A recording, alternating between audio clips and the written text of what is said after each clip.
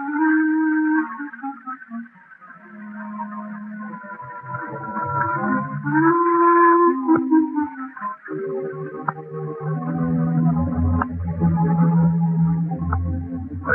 you silly savages. How do you do? This is Clive Brooks.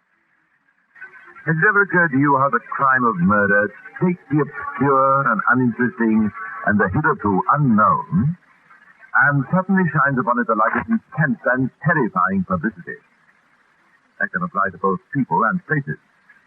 The combination of the power of the police and press can make even innocent details seem horrifyingly suspicious. The story we're going to tell you today is the story of a murder, but it's more than that, isn't it, Percy? Yes, Clive. The case of Harold Greenwood was, I think, unique in modern times. Rarely was a man surrounded by such an atmosphere of guilt, and yet, despite all this... Now, wait a minute, Percy. Don't tell too much of the story, because, unlike some of the murder cases which we have discussed in this series, the story of Harold Greenwood has a surprise ending. We have called it the case of the family solicitor.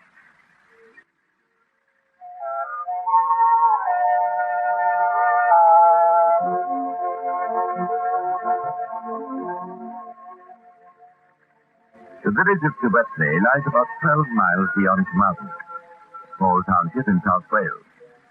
It's quite a historical neighborhood, a famous castle and many medieval relics. However, when in 1920 the name Quebetley was spoken about in every other household in Britain, it was not because of the historical significance. It was because of the strange and tragical happenings in Rumsey House some 12 months before. Harold Greenwood was an elderly solicitor in practice in the town of Soliciter. His wife Mabel was liked and esteemed.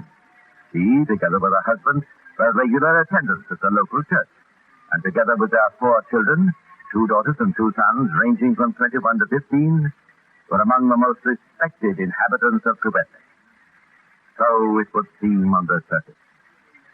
But beneath the surface, you might have heard other voices. What you say? I can't really like that, Mr. Greenwood. Why, I could tell you, but I just don't like him. I do hear now. That Mr. Greenwood, cruel to his wife he is. Oh, I don't know for certain, but people talk, you know. Yes, people talk. A fact with which Harold Greenwood was eventually to become only too well acquainted. In June 1919, the family household of the Greenwoods consisted of Mr. and Mrs. Greenwood, Irene, their elder daughter, and Kenneth, their younger son. The 2 other children were away at boarding school. There was a staff of 3 women servants. For some considerable time, Mabel Greenwood's health had been unsatisfactory, a fact which was well known in the neighborhood. You know, Harold, dear, I complain that I've got these pains again. I wish you'd let me write to your brother and have a specialist down to examine you. I don't like worrying him. Oh, nonsense. Something should be done about it. I'll write today. I'll do it right away. Right he did, but for some reason the letter was never posted. On Sunday, the 14th of June, the Greenwood family spent a leisurely morning. At 12:30, Hannah Williams, one of the maidservants, complained to the cook that Mr. Gardner was in her pantry and she could not get the silver to lay the table.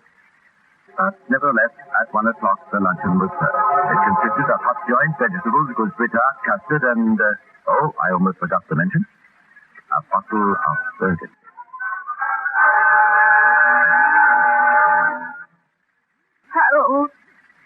Harold. What is it, my dear? Oh, I don't know. I've got the most awful pains. I feel so sick. Here, just on my arm. Oh, I feel so terrible. Harold, stay with me. Yes, of course I will, dear. But we must get you up to bed. Hannah, come at once. What is it, Mr. Greenwood? It's Mrs. Greenwood. She's sick. Come and give me a hand to carry her upstairs. Come along at once. Mrs. Greenwood was taken upstairs to her bedroom. 7 o'clock, her husband went across the road for a Dr. Griffiths. He'd attended to Mrs. Greenwood before. Don't you worry, Mrs. Greenwood. I'm sure you're going to be all right. Oh, I hope so, Doctor. I will be sending over a bottle of medicine together with directions. I want you to do exactly as I say. Take good care and everything will be all right. Unfortunately, Dr. Griffith's optimism was not altogether justified. But Mrs. Greenwood had another visitor, Miss Phillips, one of those nice, kind neighbors who always seems to be on hand at the crisis, particularly when there's a chance of a little news item for gossip. Miss Phillips was not as optimistic as the doctor. On her advice, a nurse was sent for. Nurse Jones. Very difficult having to come at such short notice, but still, if it's an urgent matter, I suppose I'll have to come. She stayed with Mrs. Greenwood until fairly late, but then had to return home to put her children to bed. The nurse returned at 10 o'clock, and from then onwards, Mrs. Greenwood grew steadily worse.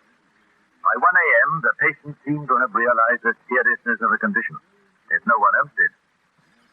I think I'm dying. I want to see my children first.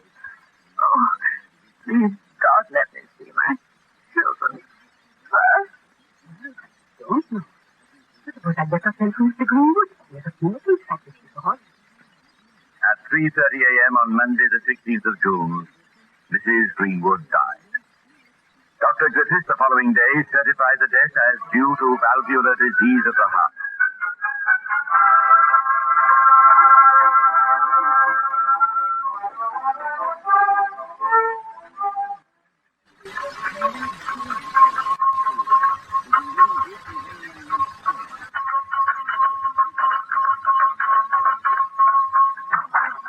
What in the name of goodness is all this commotion about? Why, Nurse Jones. I'm sorry to disturb you so early, Vicar, but it's Mrs. Greenwood. What about Mrs. Greenwood? She's dead. Dead? Why, I was with her only the other day. She seemed in perfect health. No, Vicar. Can't understand it. She came over sick so suddenly. What was the matter with her? I don't know, but if you ask me, I'd say there are some who could tell you. Some who could tell you quite a lot if they had a mind to it. You're not trying to say that... I'm not saying anything, Vicar, but I can't help thinking.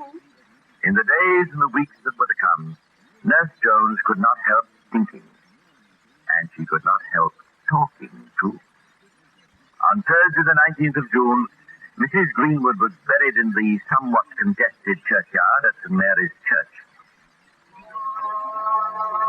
Forasmuch as it hath pleased Almighty God of his great mercy to take unto himself the soul of our dear sister here departed, we therefore commit her body to the ground, earth to earth, ashes to ashes, dust to dust. You don't understand it. You never saw a case like that before. We got Mr. Greenwood going around just as ever. Oh, no wonder if there's justice on this earth.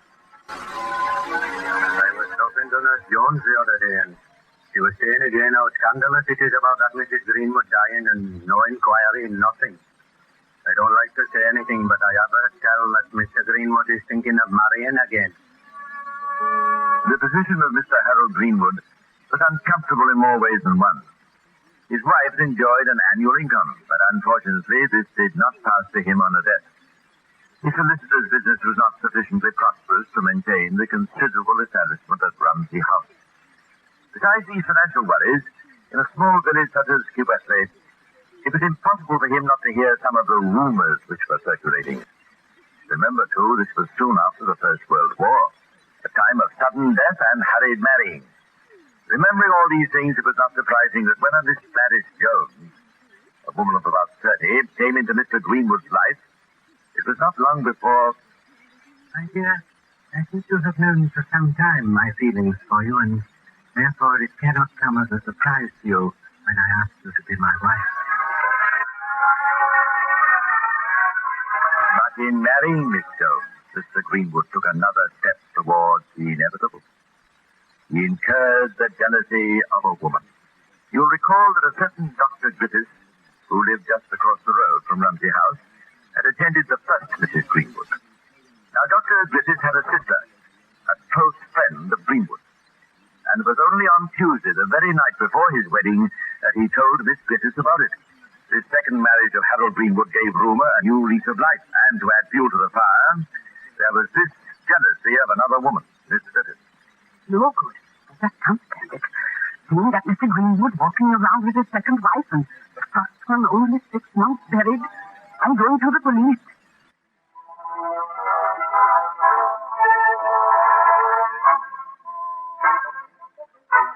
Well, now, Nurse Jones, what evidence have you to substantiate your suspicions? Well, of course, it is easy that I've been nursing for 15 years and I've never seen a case like Mrs. Greenwood. You were so sudden like it. Then there was Mr. Greenwood. Oh, what about Mr. Greenwood? Well, that he did. He didn't do a talk of terms when the poor lady died. Getting married again so soon. So what else? Well, I talked to some of the servants. And the Williams now. He said that on the day that Mrs. Greenwood was taken ill, Mr. Greenwood was in the pantry and shooting. I think better than what other people think.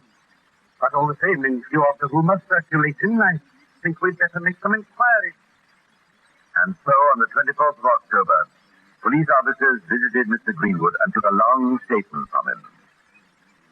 I can assure you, Superintendent, I am perfectly agreeable to giving you every help. I have certainly heard all these rumors, and not only for my own sake, but for the memory of my first wife, I should like to get the whole matter cleared up. This statement formed the basis of a report to the Home Office. And finally, in April 1920, the local coroner instructed that Mrs. Greenwood's remains should be exhumed for a post-mortem examination. The results of this examination were sent to Mr. Webster, official analyst of the Home Office. I have to report that I can discover no valvular disease or other natural cause to account for the death. However, I can positively report that present in all the organs examined was found an amount of 18 milligrams of arsenic.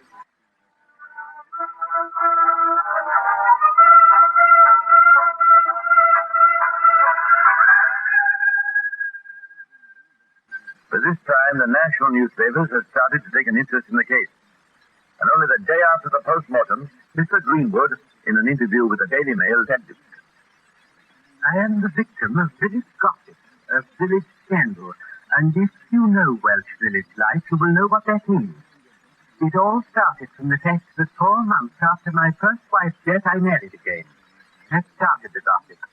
It is only fair to me to say that my first wife had suffered in health for at least 2 years before her death. Not only was her heart bad, but she also suffered from an internal disease. It was, however, from the heart attack that she died on June the 16th. No one, not even the doctor, thought that that attack would be fatal. The adjourned inquest was opened the following month, the anniversary of the poor woman's death. A great deal of evidence was brought forward. 18 witnesses were examined, and in particular, evidence was produced concerning the purchase of arsenic. Medical opinion considered that it...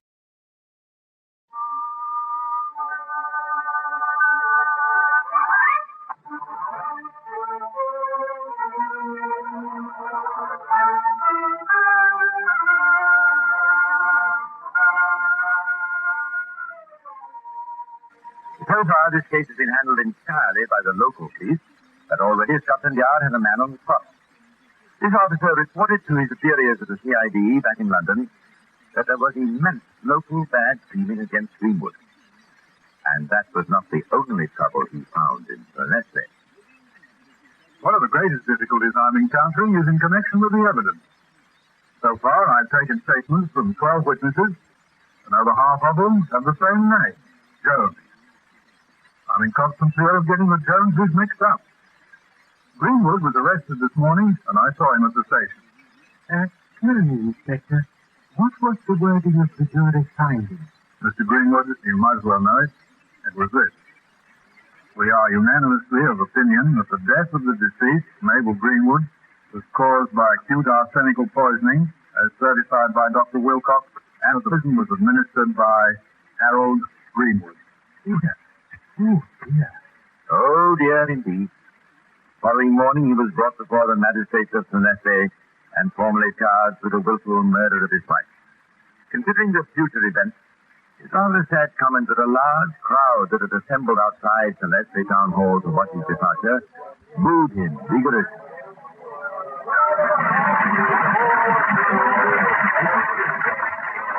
Greenwood had to wait 4.5 months for his trial at Carmarthen Assizes. There was intense interest in this trial, and the little town of Carmarthen was crammed to capacity by visitors, pressmen, and other concerned in the case. For 7 sensational days, the eyes of the world were on this little town. As if the mysterious details of this case were not enough, there was the additional fact that briefed for the defense of Harold Greenwood was the greatest British advocate of the day, Sir Edward Marshall Hall. The trial opened on Tuesday, the 2nd of November, 1920.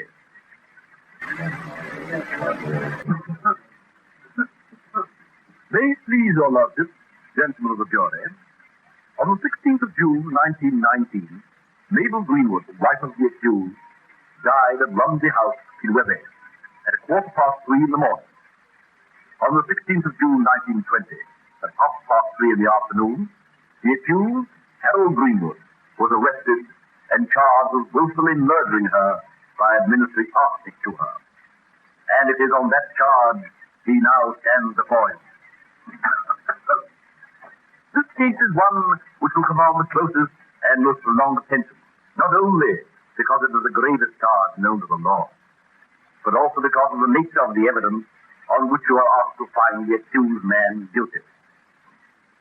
The crime of administering poison is almost always a crime done in secret, and the evidence with regard to it is, as a rule, indirect evidence, and not the evidence of eyewitnesses.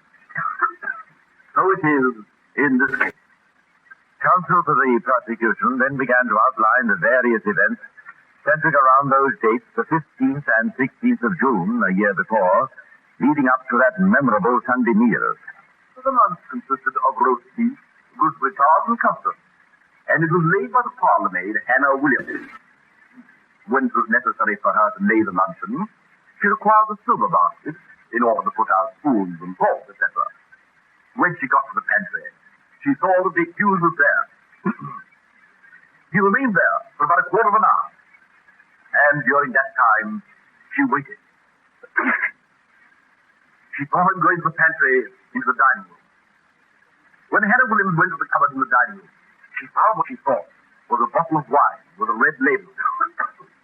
She noticed in particular that it was not a full bottle, but that some wine had been taken out, and therefore, presumably, somebody had drunk some of the wine, or had emptied some of it out.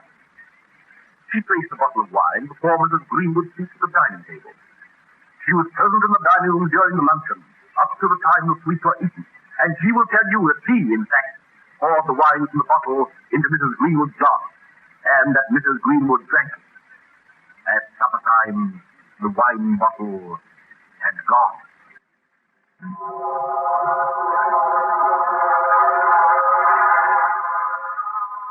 A masterly moment of the trial was Sir Edward Marshall Hall's cross-examination of Hannah Williams, who, you'll remember, was one of the servants. Did you tell the police that it was a bottle of hot wine you put on the table for dinner on the 15th of June, and that it had on it a red label and a black print, and that you read on it the word pop? No. That you swear? Yes. I suggest to you that it was labeled pop. Oh, no, it was port wine. Do you suggest that Mrs. Greenwood was in the habit of drinking port wine? Oh, no, sir. What did she drink? Burgundy. But port wine was there on this Sunday. I know you have said so. Do you know that Bourne is Burgundy? No, sir. What did you do after laying the table? I sounded the gong when Mr. Greenwood came in. Did Greenwood come in from the garden before you put the dinner on the table? He came in before I laid the table. I had to wait until he came out of the china pantry before going into fetch the silver. I was not supposed to go into the room when he was there. Do you mean to say that you have never seen Greenwood in the china pantry before? I've never seen him. I put it to you that almost every Sunday when he was at home, or after each time he was in the garden, he did go in there to wash his hands at the sink. No. Hundreds of times. Oh, no, sir. He used to go upstairs to wash his hands. Do you mean to say that you never saw Mr. Greenwood wash his hands at the sink in the china pantry? No, sir. It was a long way right up to the bathroom, was it not? Not very long. Are you telling us the truth? I can't have to tell the truth. Mr. Greenwood is here on his life. Do you swear it was an unusual thing for him to go to the china pantry? We're getting rather excited just now and shouted at the witness. I have to see that the witnesses are not addressed in a vehement way. Why not? Because it confuses them. Why, it is my duty to be vehement. Another vital moment was the cross-examination of Nurse Jones. When you got to the house at 8 o'clock, had she got to bed then? I want you to be very careful over that. No. When you left at 9 o'clock, you were satisfied that she was not in a dangerous condition then? You would not have left her if you thought she was in a dangerous condition? I had to. Did you not say at the police court, I made the patient comfortable before I left at 9 o'clock. I was obliged to go home? It was not a voluntary statement, and it is obviously in answer to a question. She has already said that if she knew the patient was in a dangerous condition, she would not have gone. Would you have left the patient if you had known? I have an aged father and a child of 5 to look after also. Miss Irene was there and Miss Phillips was there. If you had thought Mrs. Greenwood was really dangerously ill, would you have left? I had to leave. Well, I have to take your answer. Did Mrs. Greenwood say that the medicine caught her at the back of the throat? Mr. Greenwood told me so. Did Mr. Greenwood make a complaint to you? Mr. Greenwood said to me, Nurse, Mrs. Greenwood complains that the medicine caught her at the back of the throat. Did you taste the medicine yourself? Yes. It had no effect on me. In what quantity was the dose? 2 teaspoonfuls. It was soon after 10 o'clock that I gave Mrs. Greenwood the second dose. I was not asking you. You must not pitch into this witness because she won't say exactly what you want her to say. All I am thinking is that if I raise my voice, he will raise hers. I am not pitching into her. I rather wish your lordship had not used those words. I am dealing with the witness in a perfectly fair way. I am sure you are, but don't pitch into me now. I can trust you, Sir Edward, and you can trust me. One of the most telling witnesses for the defense was Irene Greenwood, the eldest daughter of the Greenwood family. She gave evidence that she, too, had drunk from the same bottle of Burgundy at lunch. Sir Edward's examination was complete, and after reviewing the whole evidence, he closed the defense in classic fashion. You must be satisfied that one of those scales, the scale for prosecution, has fallen before you can be satisfied that this man is guilty. I ask you to remember the scene in Othello where the jealous Moor made up his mind to kill Desdemona. Othello enters Desdemona's chamber, makes up his mind to kill her relentlessly, for he believes her to be unsafe. And seeing her lying there, he thinks of the effect of killing her as compared with putting out her light. And he says, "Put out the light." And then he puts out the light. If I quench thee, thou flaming minister, I can again thy former light restore, should I repent me. But once put out thy light, thou cunning pattern of excelling nature, I know not where is that Promethean heat that can thy light renew. Are you, by your verdict, going to put out that light? Gentlemen of the jury, I demand at your hands the life and liberty of Harold Greenwood. And so Sir Edward Marshall Hall summed up his defense to the jury. The jury retired for some 3 hours and came back with a verdict of not guilty.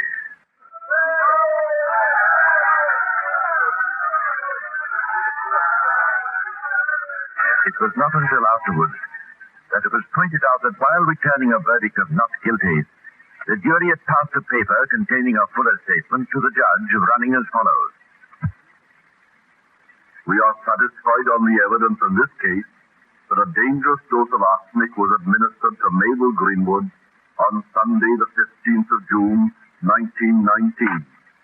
But we are not satisfied that this was the immediate cause of death.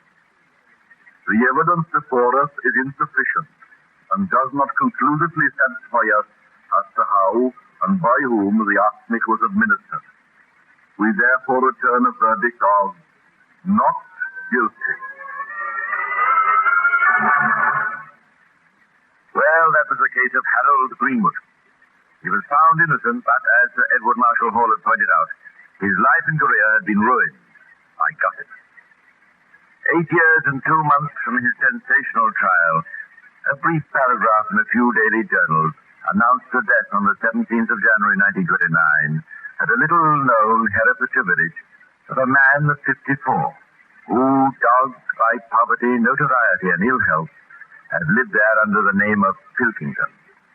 Harold Greenwood, whose name was once on everybody's lips, had made his last bow and exit from a world that had offered him little and deprived him of much. You know, Clive, this is one of the rare cases in this present series where we have told the story of someone who was not guilty. All the same, Scotland Yard is the servant of justice and not its master.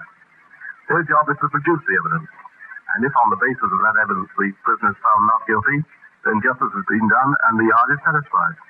And in the case of the family solicitor, justice, I think, was done. Don't you agree?